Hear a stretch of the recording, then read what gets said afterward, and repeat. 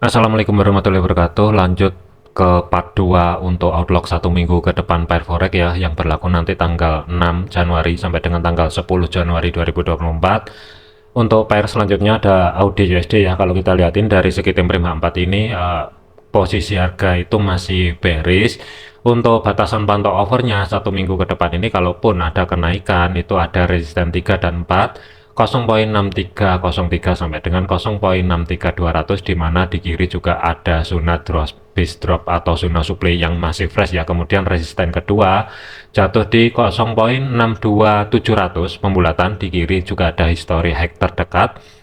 Resisten pertama 0.6235, zona tengah atau sebagai pivotnya itu jatuh di kisaran level area 0.6213 dengan batas atas 0.6221, batas bawah adalah 0.6202. Support pertama 0.6190, support keduanya 0.6156, batas pantau over kalau misalkan ada penurunan secara signifikan 0.6122 dan 0.6105 sebagai batasan pantau over support 3 dan 4 untuk minggu depan ini. Dikarenakan untuk minggu depan ini kan open market di pivot, dan mulai dari tanggal kurang lebihnya sekitar antara 19 sampai dengan 21 Desember ini kan pergerakannya kategorinya flat ya, atau sideways. Jadi waspadai potensial terjadi koreksi dari segi time frame kecilnya untuk AUD USD ya. Kalaupun itu terjadi, potensial terjadi koreksi sebelum tren ke bawah kembali, yang akan menjadi zona pantaunya 0.6235 sampai dengan 0.6246. Ini zona yang saya blok biru di sini. Ini adalah potensial kalaupun misalkan terjadi koreksi, maksimumnya itu berada di resisten kedua weekly 0.62700 pembulatan. Kalaupun ada penurunan, dikarenakan harga ini kan masih sideways, jadi sementara fokusnya adalah di support pertama sampai dengan history low minggu yang sebelumnya 0.61900 sampai dengan 0.6179 terlebih dahulu ya. Jadi selama harga masih belum break di antara kedua level area zona yang saya blok biru di sini, waspadai potensial terjadinya sideways. Dan ini pun kalau misalkan dijadikan manfaat, dan ini pun kalau misalkan dimanfaatkan untuk cari ancang-ancang baik buy ataupun sell, usahakan sedekat mungkin kalau misalkan ke bawah cari di sedekat mungkin di low-nya, atau misalkan terjadi kenaikan cari sedekat mungkin di bawah high minggu yang sebelumnya ya. Jadi waspadai potensial yang pertama untuk AUD USD ini sideways, yang kedua adalah terkoreksi terlebih dahulu sebelum turun lebih lanjut akan terjadi untuk next time-nya ya. Jadi untuk planningnya masih belum ada untuk swingnya, tetapi kalau misalkan dijadikan untuk ancang-ancang day trade-nya terlebih dahulu ya, manfaatkan level area SRP penting yang ada di sini. Biasanya sentuhan pertama itu akan ada reaksi, entah itu reversal atau reaksi penerusan harga lebih dulu ya. Untuk swingnya kalau misalkan pola pembentukan lebih lanjut sudah terjadi dan antisipasi NFP untuk minggu depan ini, kemungkinan khusus untuk swingnya akan saya bahasin di video lanjutannya ya. Kemudian untuk USD CAD, pergerakan untuk USD CAD level area SRP ini juga sudah saya tarik dari segi time frame H4-nya mulai tanggal 19 Desember sampai dengan penutupan market di tanggal 3 Januari kemarin ya, kurang lebihnya. Harga ini kan masih sideways ya. Kemudian untuk level area SRP sendiri itu batasan pantau over kalau misalkan ada kenaikan 1.4566 sampai dengan 1.4597 ya, resisten 34 atau sebagai batasan pantau over atas untuk satu minggu ke depan. Resisten kedua 1.4504, kemudian history high-nya itu berada di 1.4462, pivot 1.4400 sebagai psikopress levelnya, batas bawah 1.4384. Kemudian kalaupun sideways potensi berlanjut, zona yang saya blok oranye bawah di sini yang akan menjadi antisipasi untuk satu minggu ke depan ya, antara 1.4358 sampai dengan 1.4338. Support 3 dan 4 sementara saya skip dulu. Kalaupun ada penurunan untuk USD CAD untuk koreksi sebelum naik lebih tinggi, fokus satu minggu ke depannya bagian bawah adalah di antara 1.42900-an sampai dengan 1.4300 sebagai psikopress levelnya ya. Kalau kita lihatin dari segi time frame H1-nya, open market itu kan berada di resisten pertama weekly ya, kurang lebih nempel di level area tersebut. Kalaupun potensi sideways berlanjut, waspadai kemungkinan zona yang saya blok oranye di sini berpeluang besar akan diambil ya. Tetapi kalau misalkan tren ringnya pun terbatas, yang akan menjadi next targetnya berada di 1.4504 terlebih dahulu.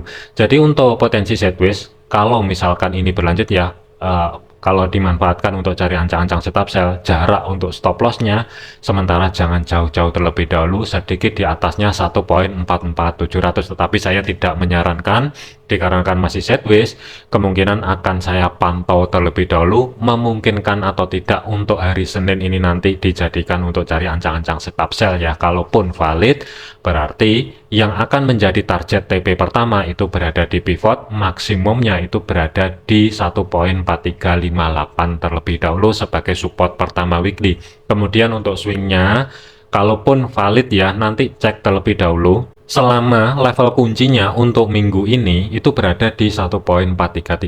Selama daily close-nya belum mampu tutup di bawah level area tersebut, tinggal tunggu konfirmasi pembalikan arah, kemungkinan referensi buy akan aktif. Dari segi jarak untuk stop loss-nya itu ruang gerak sekitar 35 pip, maksimum tidak boleh lebih dari 40 pip ya, ini gambaran saya.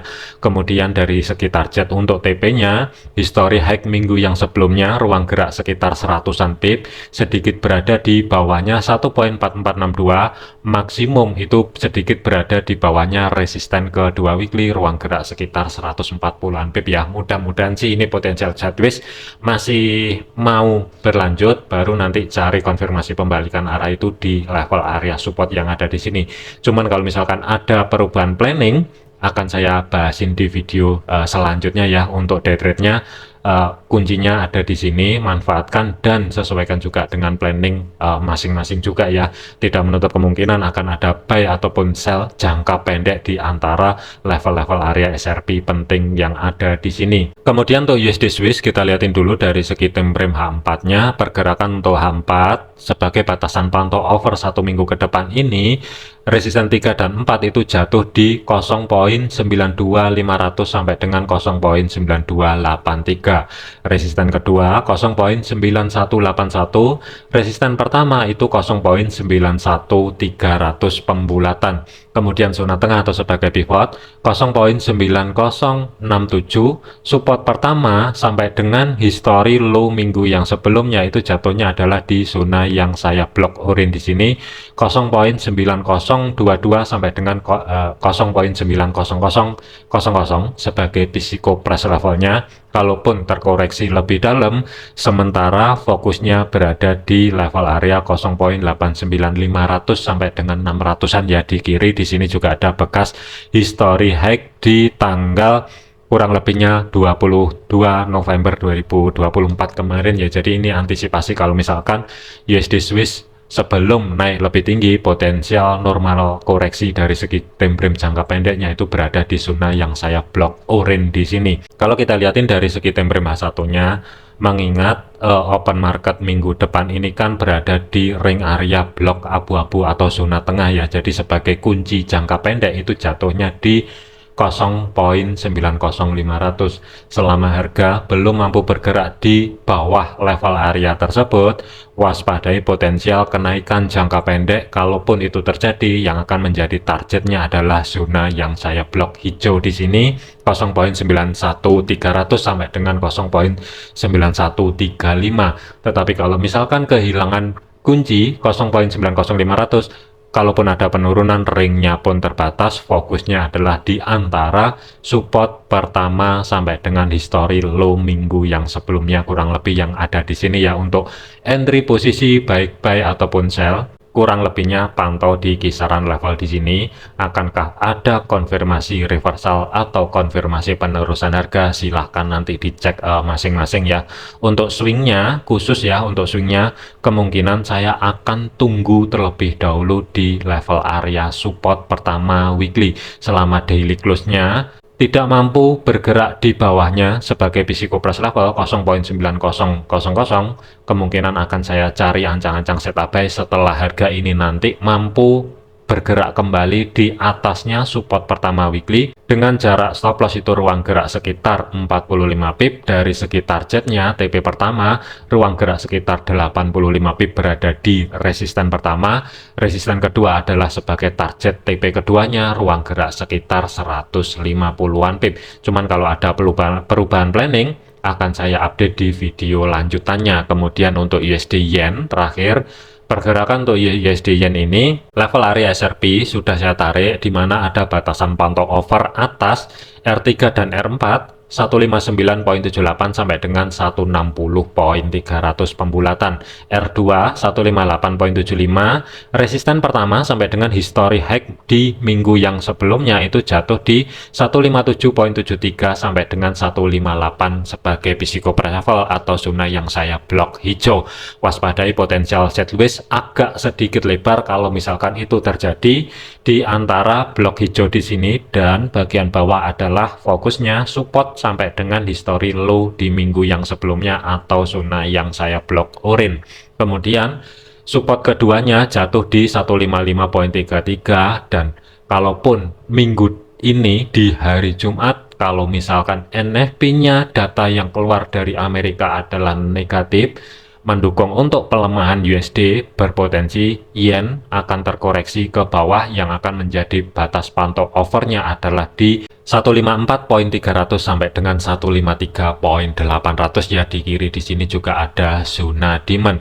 Kalau kita lihatin dari segi time frame H1-nya, open market itu kan berada di ring area zona yang saya blok abu-abu. Kemungkinan time frame besarnya tidak ada tren lebih lanjut selama di antara blok hijau dan blok orange di sini salah satu belum di break, kemungkinan tidak akan ada tren.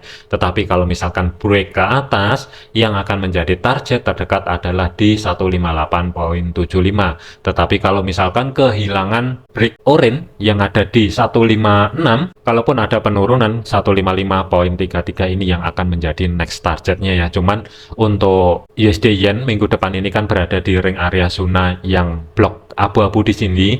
Jadi untuk kunci jangka pendeknya itu berada di 156.78 ya, atau 800. Selama belum kehilangan level area tersebut, waspadai level area resisten pertama 157.73 ya, berpotensi kemungkinan akan ada kenaikan.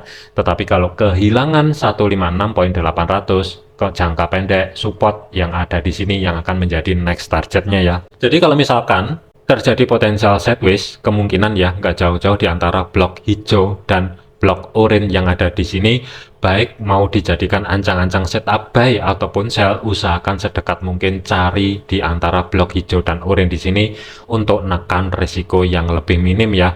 Ini masih belum valid dan belum bisa digunakan selama belum ada konfirmasi pembalikan arah ya. Terus terang untuk buy-nya potensi kena stop loss kemungkinan ya di atas 60% ya. Tetapi ini kalau misalkan sideways berlanjut, nggak salah juga kalau misalkan dijadikan cari ancang-ancang setup sell juga. TP pertama 156.78, TP kedua adalah sedikit di atasnya support, baru nanti di level area support kalau misalkan dia daily close-nya gagal, tutup di bawahnya 156, tinggal tunggu konfirmasi pembalikan arah, bergerak di atasnya. Kalau misalkan itu nanti mampu, support pertama di sini ya, kurang lebih jarak stop loss itu ruang sekitar 50-an pip lah kurang lebih dari segi TP pertama. Di batas atas pivot 80 pip, TP kedua itu kurang lebih sekitar 125 sampai dengan 130 pip lah. Jadi ini kalau misalkan dimanfaatkan dan berpotensi sideways terlebih dahulu sebelum tren lebih lanjut itu ada di USD Yen ya. Cuman kalau ada perubahan planning nanti akan saya update di video lanjutannya. Oke, jadikan video ini sebagai hanya referensi aja, jangan dijadikan patokan ataupun sinyal karena belum tentu kebenarannya. Segala keputusan menjadi risiko dan tanggung jawab masing-masing. Jangan overload, jangan overtrade, tetap usahakan disiplin dan jangan sampai over ya. Jadi trade dalam satu hari usahakan ada batasannya. Terima kasih, sampai jumpa di video selanjutnya.